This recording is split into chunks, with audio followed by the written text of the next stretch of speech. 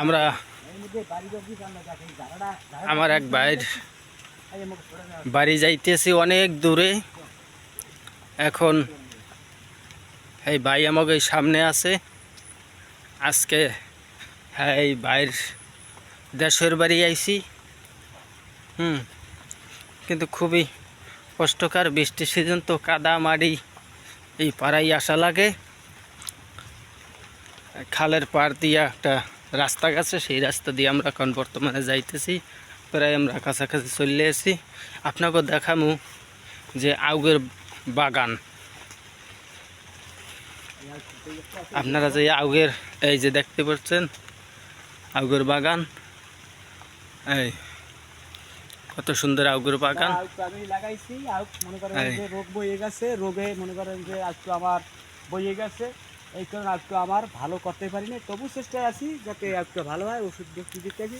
এই যে আউগের বাগান। আপনারা যে আউগের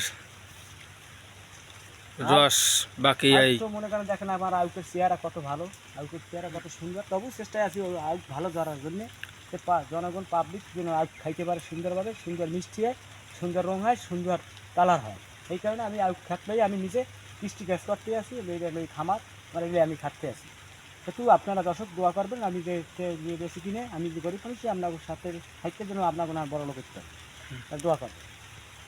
এই যে এই আউগের বাগান, আপনারা যে আউগের মিঠা খান, কুমিরটা খান, এই আউগের বাগান বেড়ারা কষ্ট করে এই আউগের বাগান দিয়ে আউক নিয়ে এইবার কষ্ট করে রাস্তায় নিয়ে আউক কষ্ট করে এইবার নিয়ে এইবার গাড়িতে উঠাইয়া এইবার আপনাদের জন্যই আউগেরই হারে গাড়িতে দেয়, ঠেলা গাড়িতে দেয়, বাসে দেয়, ট্রাকে দেয়, দিয়ে যাতায়াত করে নিয়ে শহরে নিয়ে এইবার আউগের মিঠা খান। আউগের মিঠাটা যে খান, কুমিরটা খান, দেখছেন কত শীত দেয়। আপনারা তো গ্রামে আহেন না, তাই গ্রামের পরিস্থিতিটাও দেখেন না। এই জন্য মনে করেন কি শহরে বইয়ে পাই আর খালি খাই। এই